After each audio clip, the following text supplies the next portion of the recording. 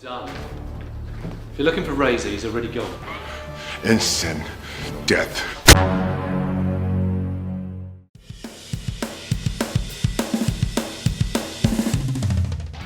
Enak banget kerja sambil ngopi kayak gini. Oke, karena suasana lagi syahdu banget, langsung aja. Kembali lagi bersama Jack yang kali ini bakal membawakan film aksi brutal yang berjudul Instant Death tahun 2017. Berkisah tentang pembalasan dendam seorang mantan pasukan khusus paling bengis yang mengamuk setelah mengetahui anak dan cucunya disiksa dan dibunuh oleh sekelompok gangster. Apakah pembalasannya akan berhasil atau dia malah menjemput ajalnya sendiri? So, tanpa berlama-lama lagi, siapkan mata, telinga, dan anu-anuan kalian semua. Mari kita nobar dan inilah Instant Death.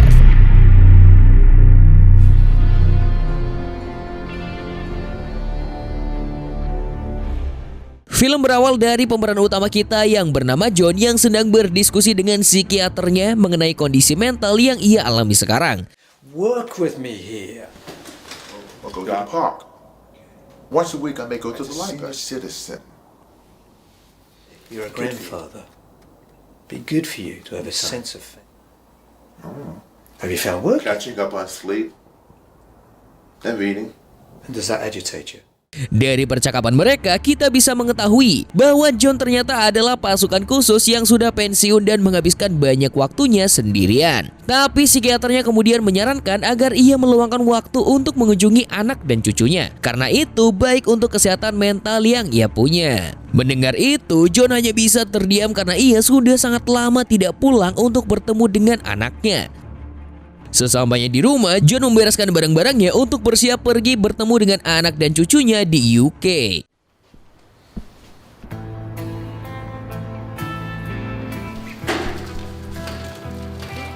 Kita kemudian diperlihatkan dengan kehidupan anak John yang bernama Jane yang hidup dengan pas-pasan bersama anak semata wayangnya. Jane bekerja sebagai cleaning service di sebuah perusahaan. Sementara anak Jane bersekolah di dekat rumah susun yang ia tinggali. Setiap hari kehidupan Jane sebagai seorang janda sangat merepotkan. Ia harus mengantar jemput anaknya setelah ia selesai bekerja. Tapi Jane melalui itu dengan lapang dada karena ia tahu bahwa suatu hari di hidupnya akan menjadi lebih baik. Di waktu yang bersamaan, kita dikenalkan dengan seorang gangster yang bernama Samidi yang sedang mendatangi pengedar narkoboy untuk menanyakan tempatnya memesan barang haram tersebut karena seharusnya orang itu menjadi langganan tetap geng Samidi. I don't know where it from. I mean, I've got a good idea, but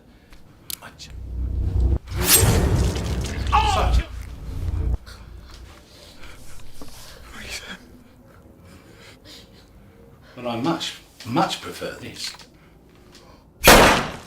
Kembali ke tempat John, ia sudah sampai di UK untuk menemui anak dan cucunya. Tapi sebelum itu, ia menelepon teman lamanya yang sekarang sudah menjadi kolonel. Ia bernama Neal. Mereka pun membuat janji untuk segera bertemu. John kemudian bergegas melakukan ziarah ke makam istrinya untuk mengucapkan janji bahwa ia akan selalu melindungi anak mereka.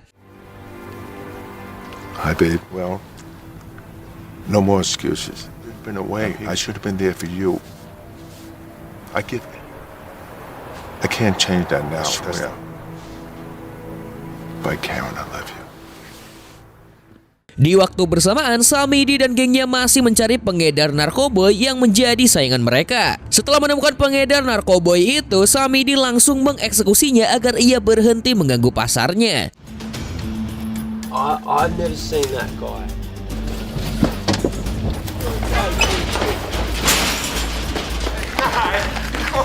Let me deal. Help me. You. It's just a bit of gear. Over this. Oh, I mean, it's a bit strong, isn't it? Enforce them. No. Painfully wrong. So I'm going to have to ask you, where did you...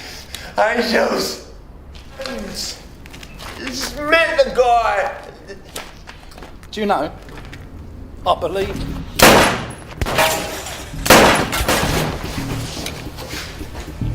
Dan secara kebetulan John melihat aksi Samidi dan gengnya. Beberapa anak buah Samidi berhasil mengikuti John yang kabur, tapi mereka tidak mengetahui bahwa John sebenarnya adalah mantan prajurit yang berpengalaman untuk membunuh semua orang yang dihadapinya.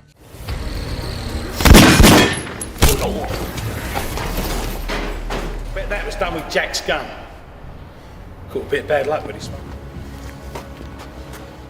Mengetahui John berhasil lolos dan membunuh anak buahnya, Samidi berjanji untuk membalaskan dendamnya kepada John. Sesampainya ia di rusun, ia disambut dengan pelukan hangat oleh Jane karena sudah lama tidak bertemu. John pun berjanji bahwa ia tidak akan pernah sekalipun meninggalkan Jane sendirian lagi. I didn't have a choice. It's not something that you ever want to. I just want to start over. Always be welcome here. Keesokan harinya, John mengantarkan cucunya untuk pergi bersekolah.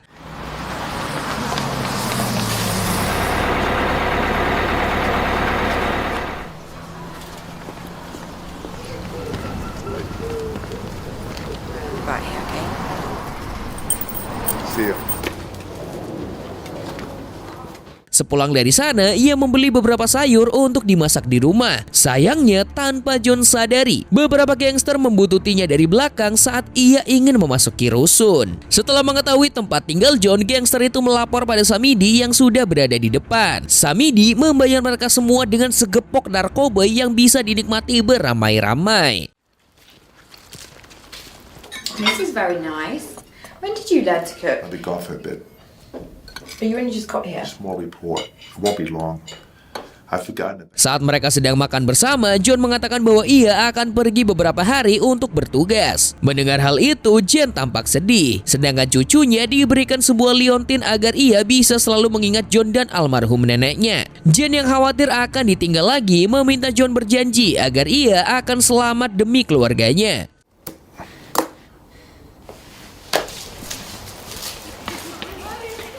Setelah memantau John yang sudah pergi meninggalkan tempat Jane, Samidi pun memutuskan untuk menghancurkan hidup John dengan cara menyiksa keluarganya. Dengan mudah, Samidi dan anggota gengnya masuk ke tempat Jane lalu memperkokoknya. He's not here. Well, when's he coming back here? Well, in that case, if he's not here, What are you going to do with her? nothing. Now, Jane, I don't know anything. And put her with us. With family. you can come back. And you're gonna help us. It's all right. I've locked her in a room. She's...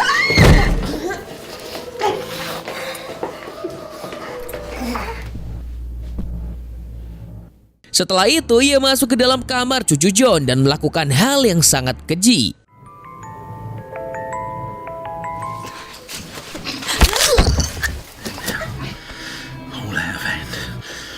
Tidak lupa juga ia merekam semua tindakan brutalnya pada keluarga John, lalu melanjutkan tindakan yang di luar nalar terhadap Jane. Saat menyiksa keluarga John, Samidi mengetahui bahwa John bukanlah pria sembarangan. Ia melihat foto John yang memakai seragam tentara khusus di liontin cucu John.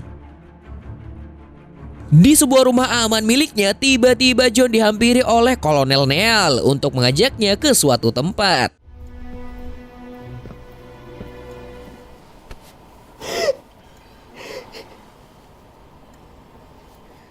Kesedihan yang dialami John tidak terhenti sampai situ. Kolonel Neal lalu mengajaknya ke ruang mayat untuk memperlihatkan keadaan cucunya. Given what's happened here, I'm not really asking, you know that. My grand.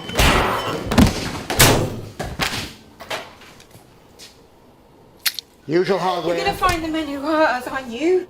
Jane, John pun menanyakan kepada Jane siapa yang berani-beraninya menyentuh mereka. Lalu Jane memberitahu bahwa orang yang melakukan hal buruk itu adalah gangster penguasa rusun mereka. Tanpa banyak bacot, John pun bergegas pergi untuk menuntaskan dendam yang kian menguasainya.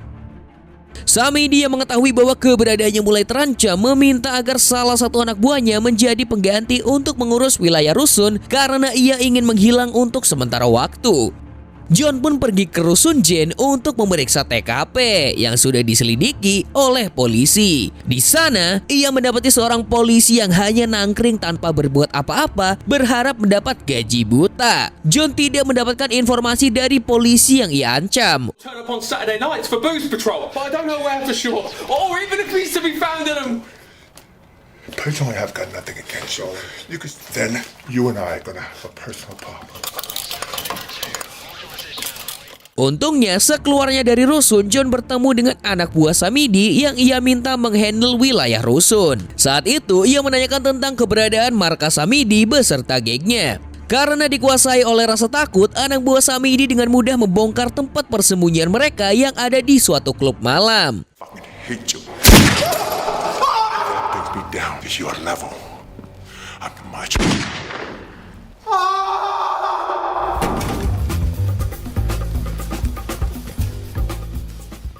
Kini, John sudah berada di markas Samidi. Pound 50 for that.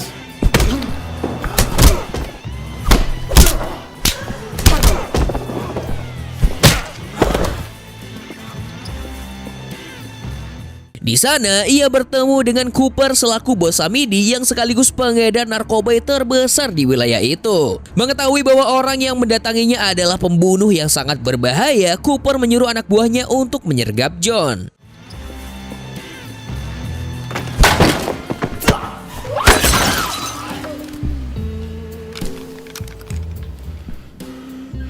We need to talk. Setelah melihat kengerian John, Cooper memohon untuk tidak dibunuh karena ia mengakui bahwa ia tidak pernah memerintah Samidi untuk mengusik keluarga John. Tapi John sama sekali tidak menunjukkan kata ampun pada orang yang sudah menyakiti keluarganya. I understand, but it was done in early. Yes, you did. Tak lama setelah kejadian, pihak kepolisian datang ke klub Cooper untuk melihat pembantaian yang dilakukan oleh John. Kepala kepolisian yang bernama Bambi menghubungi Kolonel Neal untuk mencari tahu kejelasan tentang pembunuh bernama John. Kolonel Neal mengatakan kalau John adalah mesin pembunuh yang sangat berbahaya. Sampai-sampai ia pun tidak yakin kalau pihak kepolisian mampu menanganinya. Di sisi lain, Samidi yang kabur mendapat telepon dari handphone Cooper yang sudah berada di tangan John. Make sure I have the right. Be speaking to the star of news at 10 tonight. John memperingati Samidi bahwa badai akan segera datang di hadapannya. Tapi Samidi tidak takut dengan gertakan itu. Ia lalu pergi untuk bertemu seorang pembunuh bayaran yang bernama Pengkor untuk diajak kerjasama membuat bisnis yang baru. Because I can step in the Calder's place and run the Business business. saying it, is it? Until it's resolved, you and I don't. Tapi Pengkor menolak tawaran Samidi tersebut karena ia tahu Samidi sedang diburu oleh pembunuh yang sangat berbahaya. Samidi ternyata sangat cerdik dan licik. Ia tahu kalau John akan melacak keberadaannya lewat handphone yang ia pakai. Jadi, dia menempatkan handphone itu di markas Pengkor agar John masuk ke dalam mulut harimau untuk mencarinya. Sebelum ia pergi meninggalkan markas Pengkor, ia juga menyuruh beberapa anak buahnya untuk mengawasi wilayah itu. Dan benar saja, sesaat Samidi pergi meninggalkan tempat Pengkor, John datang membombardir markas Pengkor karena ia mengira jika Samidi berada di situ.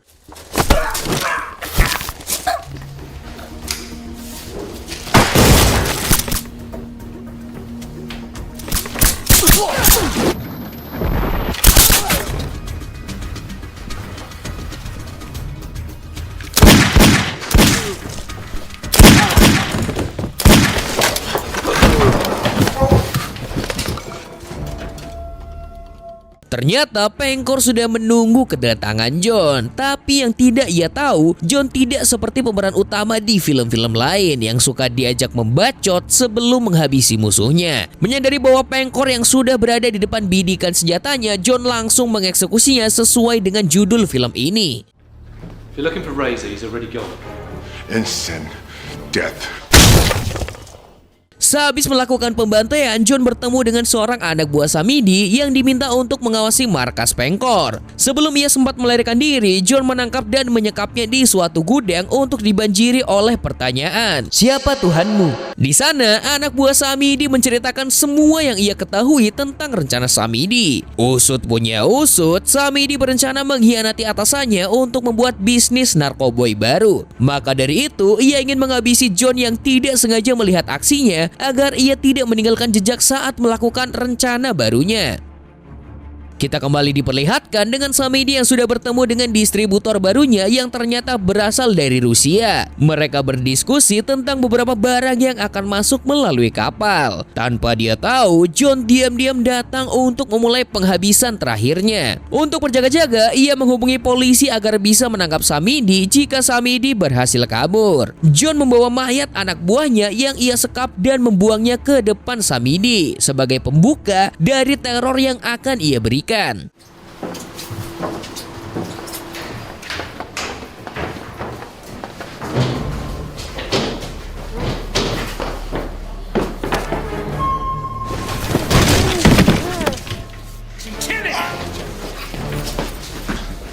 Mengetahui bahwa John datang untuk mencabut nyawanya, Samidi bergegas kabur sembari dilindungi oleh banyak anak buahnya.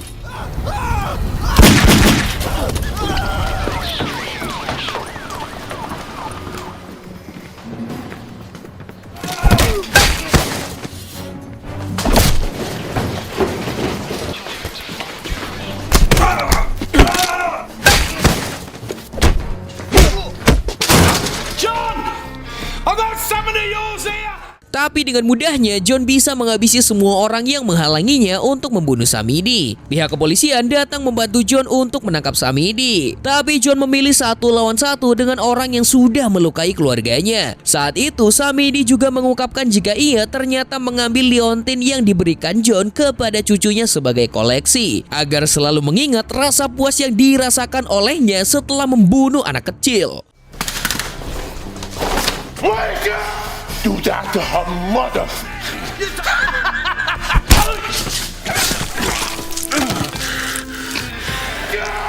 Come on!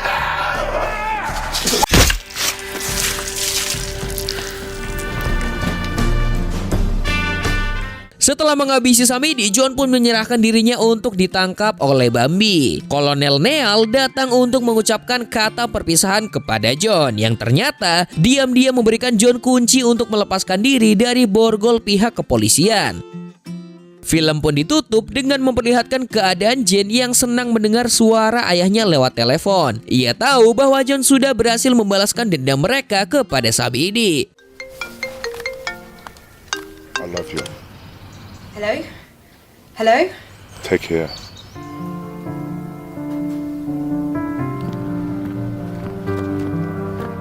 Sehabis menanyakan kabar anaknya, John menutup telepon sebelum akhirnya pergi menghilang dan film pun selesai.